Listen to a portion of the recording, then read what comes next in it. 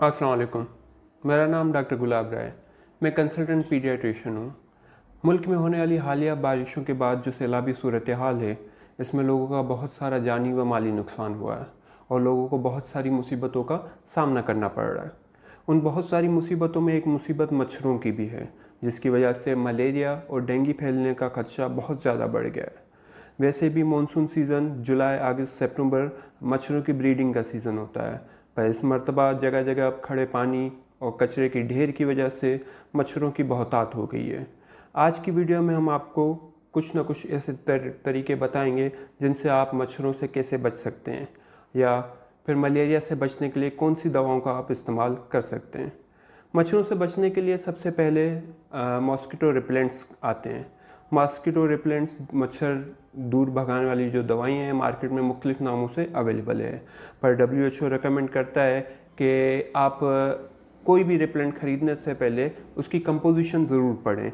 उसमें DEET, IR 3535 या acridine, इनमें से कोई भी एक एक्टिव कंपोनेंट ज़रूर होना चाहिए। इसके अलावा कोई और कंपोनेंट अगर हैं और इन तीनों में से कोई भी कंपोनेंट नहीं है तो WHO इसको रिकमेंड नहीं करता। मॉस्किटो रिपेलेंट्स मच्छर मारते नहीं हैं, पर मच्छरों को भगाने के काम आते हैं। ये आप जिस्म के एक्सपोज्ड एरिया या जो बाहरी औज़ा है, जैसे आपके बाजू है, गर्दन है, पाँव हैं, उन पे अप्लाई कर सकते हैं। आप इनको कपड़ों के ऊपर अगर अप्लाई करेंगे तो इसका इफ़ेक्ट ज़्यादा लंबा चलेगा, पर बॉडी पे अगर आप अप्लाई कर रहे हैं तो इसकी 3 से 4 घंटे में एक मरतबा आपको दोबारा लगाने की ज़रूरत पड़ती है। अगर बहुत ज़्यादा गर्मी है तो या और आपको पसीना आ रहा है तो जल्दी जल्दी इसके लगाने की ज़रूरत पड़ सकती है। ये रिपेलेंट्स आप चेहरे पे, आँखों पे या होठों के करीब नहीं लगाएंगे और हाथ लगाने के बाद हाथों को अच्छे से वॉश कर लेंगे। पर अगर कपड़ों पे लगा के सोएंगे तो इसका इफ़ेक्ट ऑल नाइट कंप्लीट एक पूरी रात तक चलता रहेगा। दूसरा नंबर आता है मॉस्किटो नेट्स का, आसान अल्फाज में जिसे मच्छरदानी कहा जाता है। मच्छरदानी मुख्तलिफ़ कंपनियों की आती है। उसमें आपने सबसे पहले तो चेक करना है कि इसका मैश का डिस्टेंस कितना है, जो जाली के बीच में जो डिस्टेंस है वो कितना है। 1.5 मिलीमीटर या इससे छोटा अगर डिस्टेंस है तो वो मच्छरदानी काफ़ी कारआमद साबित हो सकती है। आप मच्छरदानी पे अगर रिपेलेंट लगा के उसको यूज़ करेंगे तो इसकी इफ़ेक्टिवनेस और भी ज़्यादा बढ़ जाएगी। तीसरा इसमें जो आता है वो आता है स्प्रेज़ का। स्प्रे शॉर्ट टर्म एक्टिंग होते हैं, मतलब आप सोने से पहले यूज़ कर दें, जो आसपास मच्छर होंगे वो उसी वक्त ख़त्म हो जाएंगे, पर उसका इफ़ेक्ट लॉन्ग लास्टिंग नहीं होता। तो आप नेट के साथ स्प्रे का अगर इस्तेमाल करेंगे या नेट के ऊपर रिपेलेंट लगा के स्प्रे का इस्तेमाल करेंगे तो इसकी इफ़ेक्टिवनेस और ज़्यादा बढ़ जाएगी। इसके अलावा कॉइल्स भी आते हैं, वो आइदर मैनुअल हो जो धुएं वाले होते हैं या इलेक्ट्रॉनिक हो, उनका भी आप इस्तेमाल कर सकते हैं। डे टाइम में आपको मच्छरों से खुद को बचाने के लिए अपने कपड़ों पे ध्यान देना पड़ेगा। ख़ास तौर पे फुल ट्राउज़र्स पहने, स्लीवलेस शर्ट्स ना पहने, कंप्लीट बाजू वाली शर्ट पहने। अगर आप सलवार कमीज़ पहन रहे हैं तो और भी अच्छी बात है। इसके साथ आप मोज़ों का इस्तेमाल भी करें ताकि दिन के वक्त भी आप मच्छरों से महफूज रह सकें। मच्छर सिर्फ रात के वक्त भी नहीं, दिन के वक्त भी काट के आपको मलेरिया ट्रांसफ़र कर सकते हैं। इन सब के बावजूद भी कुछ अद्वियात आती हैं, दवाइयाँ होती हैं जिनका आप इस्तेमाल कर सकते हैं। उन दवाइयों का इस्तेमाल में सबसे पहले जो नाम आता है वो है क्लोरोक्विन का। क्लोरोक्विन मार्केट में नेवाक्विन पी, रेसोचेन या क्लोरोक्विन के नाम से आसानी से अवेलेबल है। इसमें सिरप भी आते हैं और टेबलेट्स भी आती हैं। इसका जो अमूमी डोज बड़ों के लिए है वो एक गोली हफ्ते में सिर्फ एक मरतबा है। 250 mg की गोली आती है, हफ्ते में एक मरतबा आपने इस्तेमाल करनी है जब तक मच्छरों की बहुतायत है। जैसे ही मच्छर ख़त्म होते हैं 2 से 3 हफ्ते के बाद आप इसको बंद कर दें। बच्चों में इसका जो डोज़ है वो 5 मिलीग्राम पर kg है। बच्चों में जो भी डोज़ होता है वो वज़न के हिसाब से ही होता है।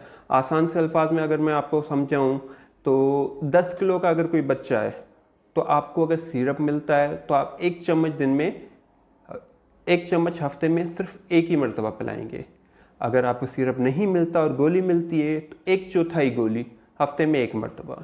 अगर बच्चे का वज़न 20 किलो है तो आप 2 चम्मच हफ्ते में एक मरतबा या आधी गोली हफ्ते में एक मरतबा दे सकते हैं।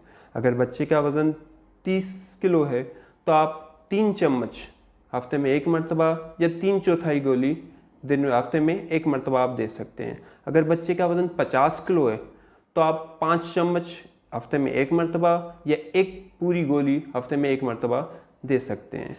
इसके अलावा जो दूसरा ऑप्शन आपके पास है वो है डॉक्सीसाइक्लिन का। यह मार्केट में आसानी से वर्बामाइसिन के नाम से मिल जाती है, जो 100 mg की एक गोली होती है।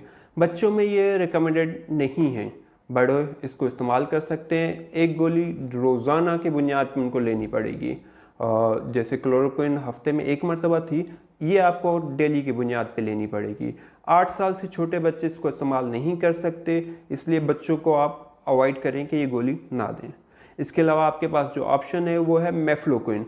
मेफ्लोक्विन नाम मार्केट में आपको मेफ्लरिन या मेफ्लोजिन के नाम से आसानी से अवेलेबल होती है। ये भी 250 मिलीग्राम की गोली है। इसका डोज एज इट इज़ वही होगा जो आपको क्लोरोक्विन का डोज था, यानी 10 किलो का बच्चा है तो 1/4 गोली, 50 किलो का बच्चा है तो 1 पूरी गोली, और बड़ों के लिए वीकली 1 गोली आपको इस्तेमाल करनी चाहिए। इसके बावजूद भी अगर आपको बुखार आ जाता है या मलेरिया की और अलामतों में जैसे कपकपी लगना, मुंह का कड़वा होना, ये सब हो रहे हैं, तो आप अपने करीबी किसी भी फैमिली डॉक्टर को आप चेकअप करवाएं, और हो सकता है आपको मलेरिया की ट्रीटमेंट देनी पड़े। इस वीडियो के मुतालिक या अपनी इन बीमारियों के मुतालिक अगर आपका कोई और सवाल है तो आप नीचे कमेंट बॉक्स में लिख सकते हैं या मेरे पेज पे मुझे इनबॉक्स कर सकते हैं। हम पूरी कोशिश करेंगे कि जल्द से जल्द आपको रिप्लाई करें। अपना और अपने बच्चों का ख्याल रखें। अल्लाह हाफ़िज़।